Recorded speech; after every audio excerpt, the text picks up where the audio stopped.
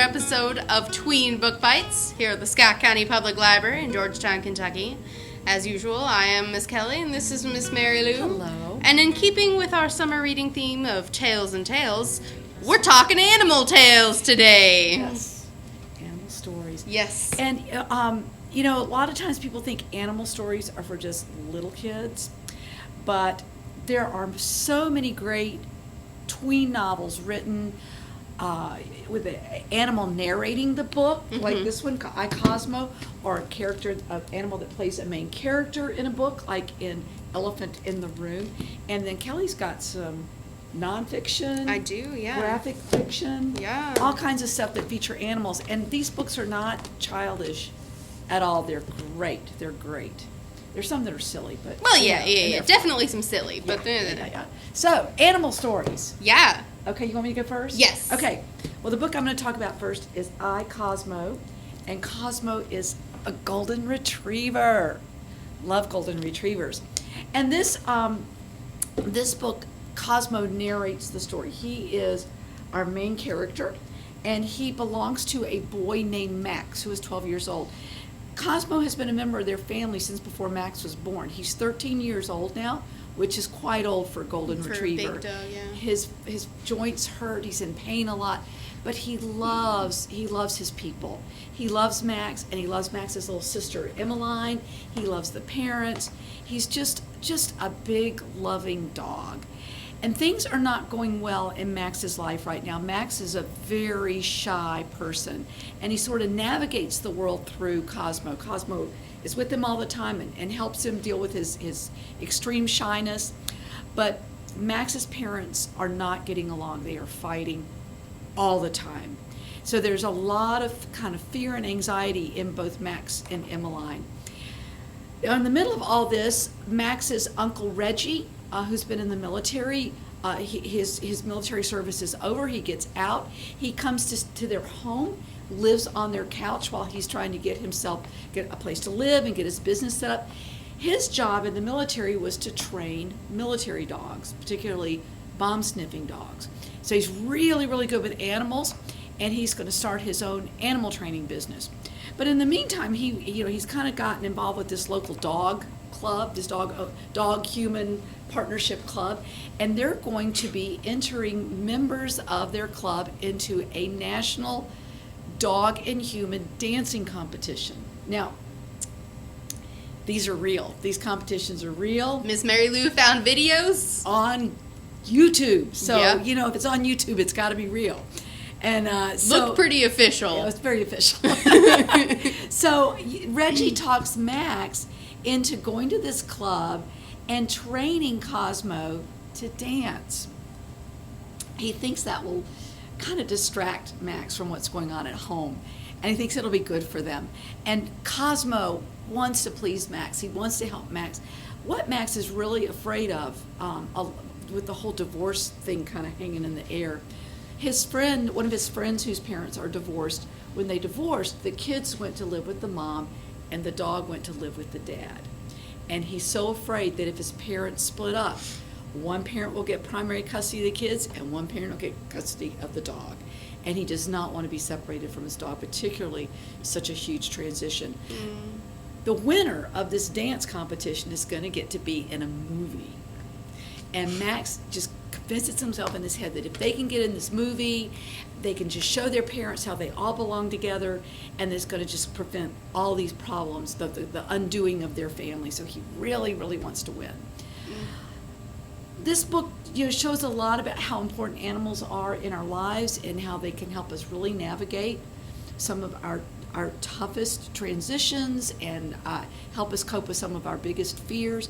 It is a very touching story, really, really sweet, and you're gonna love Cosmo. He reminds me of my golden retriever who died 20 years ago, but I still miss him. So really good book. It is I, Cosmo by Carly Sorosiak. I'm probably not pronouncing her last name right, but you come in here if you want it. We'll help you find it. All right, so my first book is also about a dog, but I want to read this. This one is hysterical. This is not like it's more of a sad feel-good story. This is just ridiculous, and I love it. All right, this is Dog Squad by Chris Grabenstein. I'll get that right one day.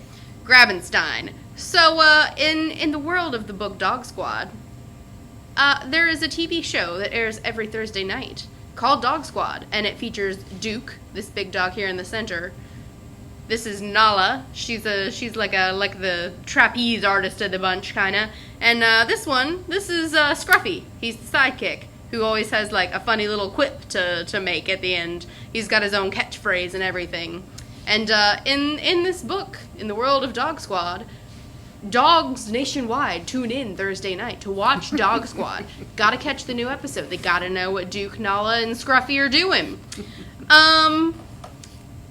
But our main character here, his name is Fred, and he, bless his little heart, he got given up as a younger dog because his owner's new fiance didn't like dogs.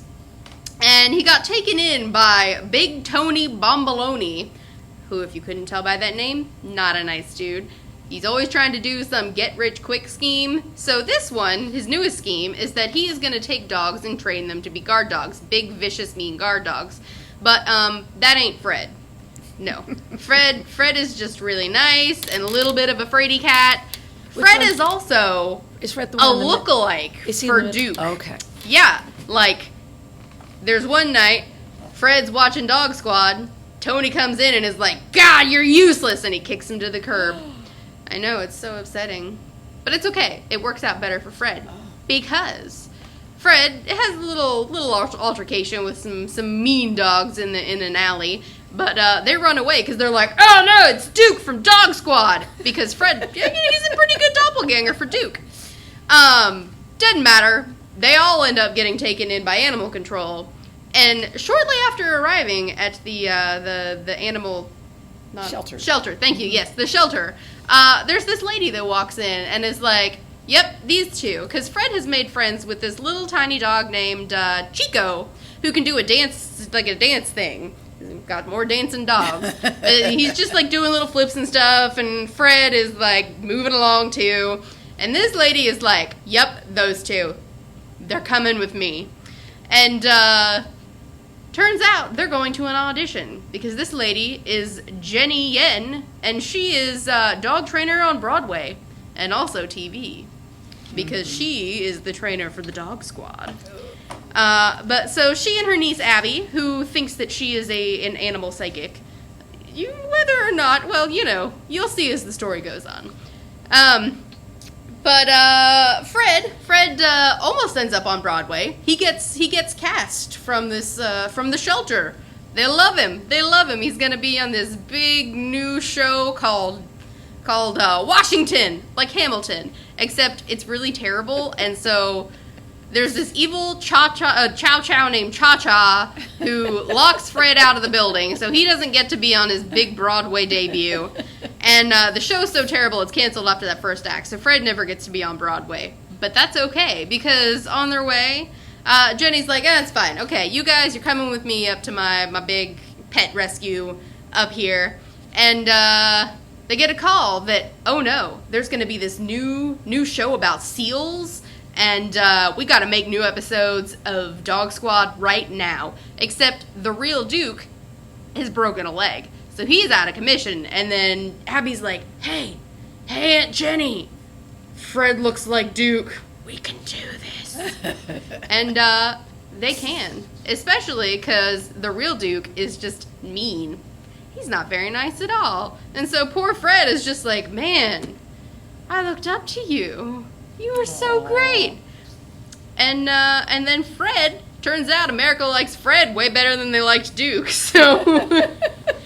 So, Duke is not very happy with that, and Cha-Cha the Chow Chow also wants her moment of fame, and so they team up, and Big Tony comes back and tries to pull something, and then, yeah, you're just gonna have to read the rest of it to find out, but it is hysterical. That sounds wonderful. You will laugh. It's the first in a series, and also, it is based on Chris Grabenstein's, I'm getting there, Grabenstein's own dog, Fred, who has recently passed, but was on Broadway in a show so cool. That's cool.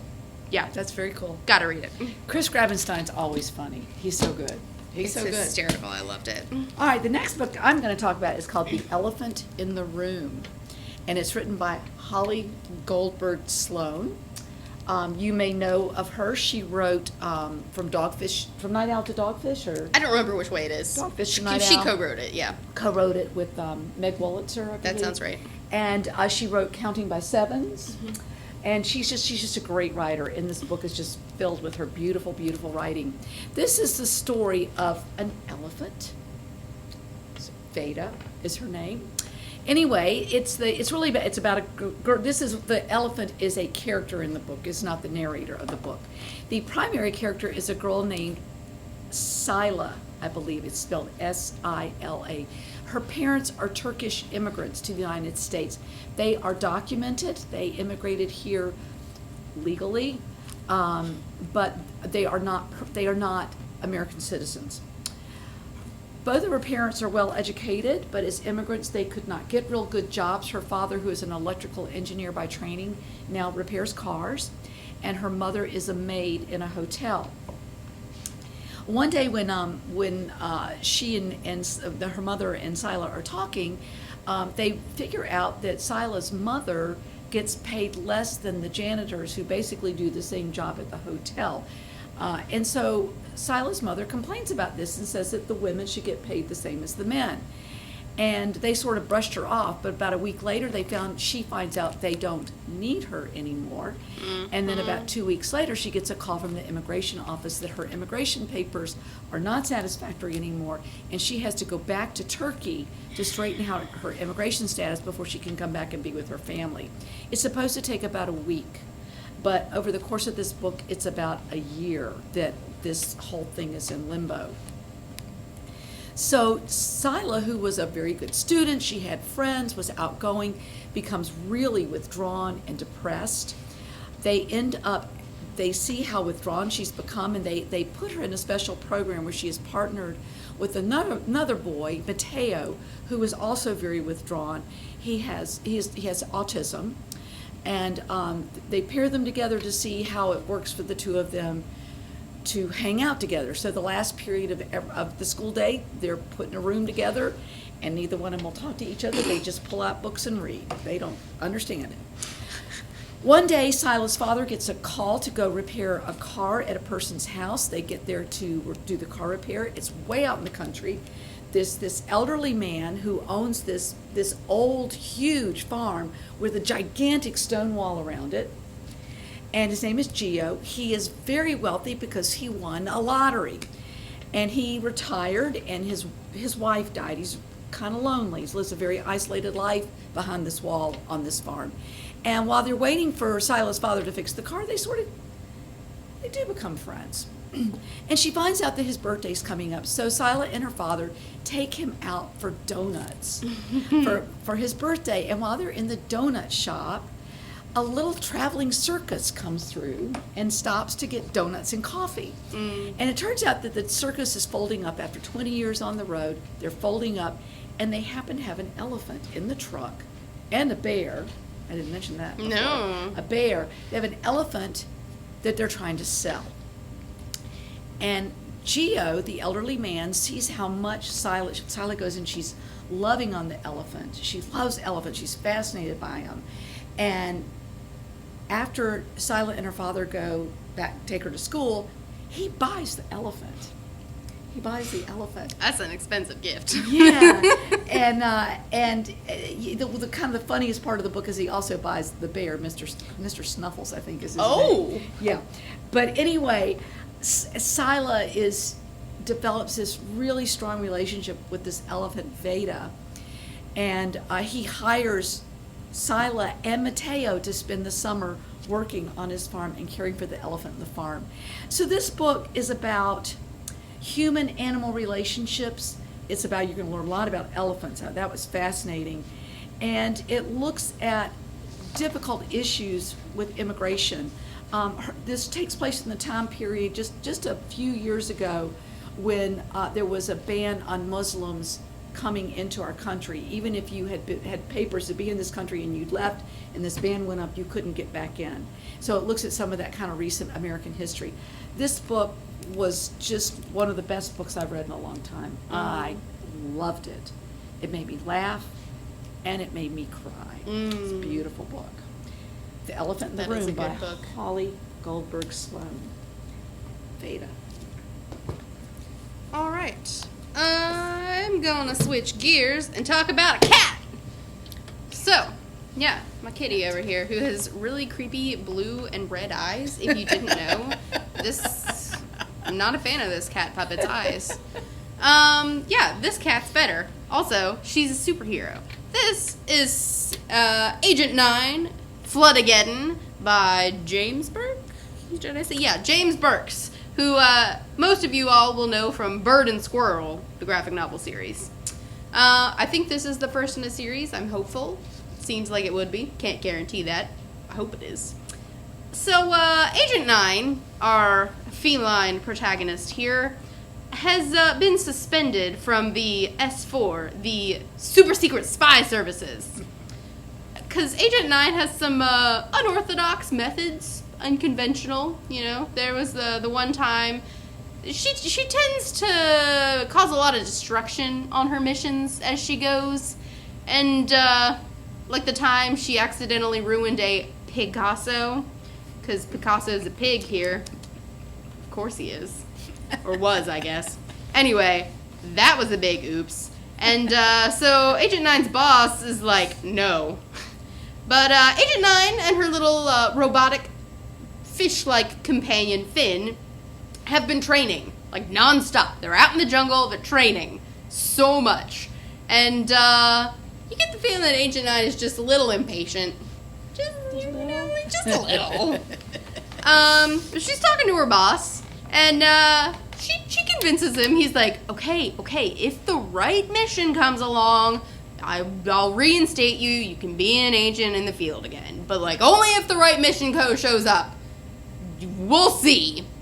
And, she's trying to talk to him again, but, surprise, it's King Crab, the villain, who, he's doofy. He's kind of a bumbling idiot. He just keeps giving away his plan to Agent 9 in the video chat that they're having. He's like, ha ha ha, I have taken out all the other secret agents, and I've also taken out your boss, and now I'm gonna go do this heat laser thingy in 2 days when it gets, you know, once the shipping company gets it to my island over here. And she's like, oh, you're ordering it from this company and it hasn't shipped yet? Okay, I'm gonna go blow it up then. And so it's really goofy and really funny, very fast paced, reads a little younger than some of the other stuff that I normally suggest, but still perfect for that age-12 range. Real funny if you're looking for something.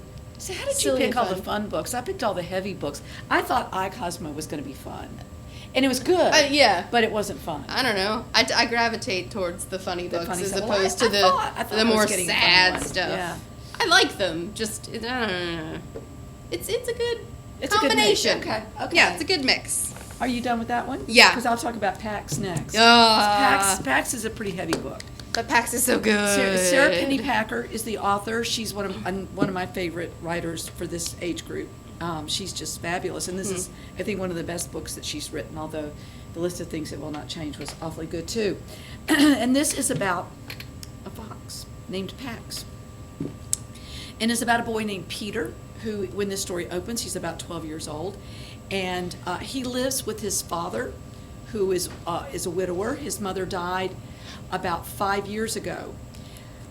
Peter was really close to his mother. She was a very gentle, loving woman, and and his father sort of the opposite. He's a very cold, hard, unpleasant man. And the last interaction he had with his mother, he got in a fight with her, and they were in the garden, and he took this glass globe that she had for decoration in her garden, and he threw it and broke it. And his mother looked at him and said, "Peter, don't grow up to be like your father." And then later that day, she was killed in a car wreck. So shortly after she died, Peter found an abandoned wolf baby. And his father, surprisingly, let him take this baby wolf, I'm sorry, fox, baby fox, to let him take this baby fox in, and Peter raised this baby, and they just bonded so deeply. The little fox crawled into Peter's backpack, which was a Paxton brand backpack. The word Paxton was on it, and so he decided to name the Fox. The fox, Pax. And if you don't know your Latin, the word Pax also means peace. Although in the book, Peter denies that has anything to do with it.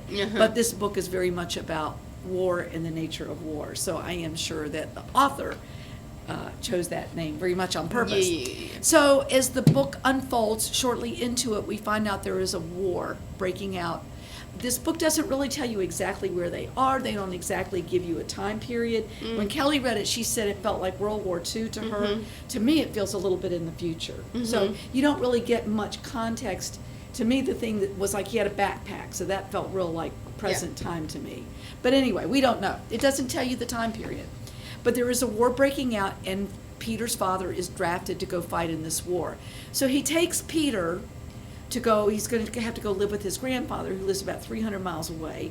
But in the meantime, he cannot take the fox, he cannot take Pax with him. His father makes him go out, they drive out to the woods.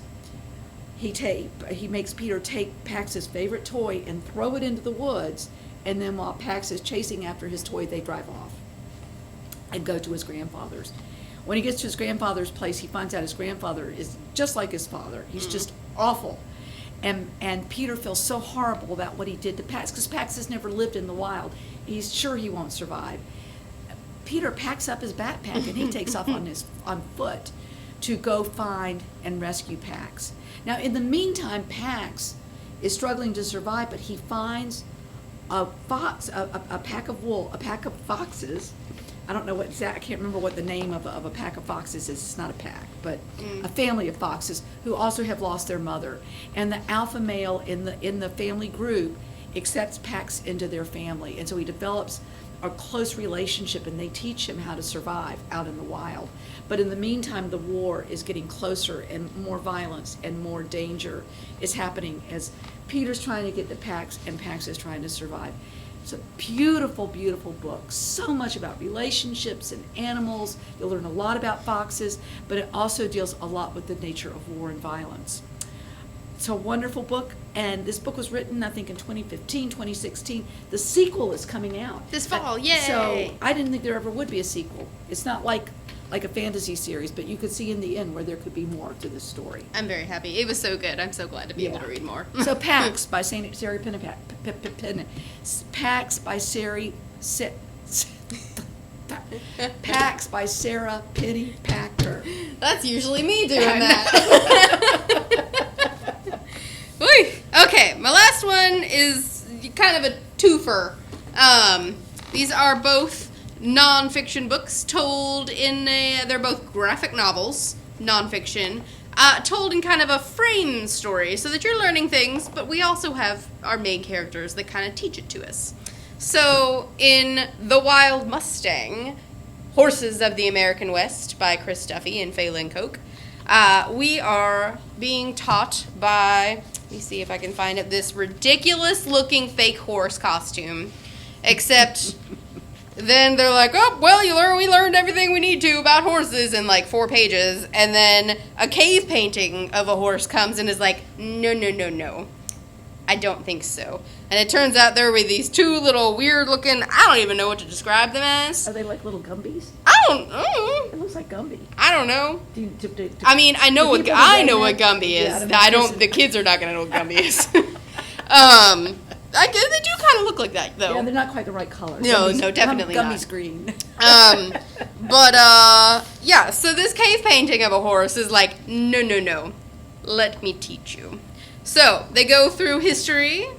Turns out horses originated in North America and then traveled across the globe, went extinct in North America, and then came back when Europe decided that they were going to discover the new continents.